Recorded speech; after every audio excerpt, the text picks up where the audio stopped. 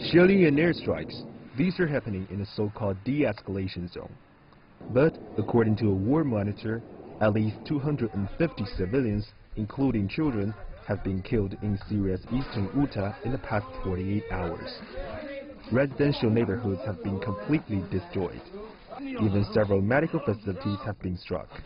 Rescuers were working around the clock to help people trapped on the rubble.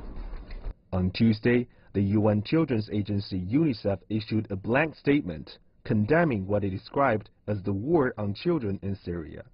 They also called for an immediate ceasefire in Eastern Ghouta. We completely deplore the systematic use of violence against the civilian populations and the hospitals and schools. These are extreme violations of humanitarian law, and all parties, the UN is calling on all parties to de-escalate the violence in Syria. According to the UN, nearly 400,000 people live in Eastern Ghouta, and many are in desperate need of humanitarian aid. All the parties involved have a responsibility under international humanitarian and human rights law to take all necessary measures to protect civilians and civilian infrastructure, including health facilities, and to allow for safe, sustained and unimpeded humanitarian access to all in need.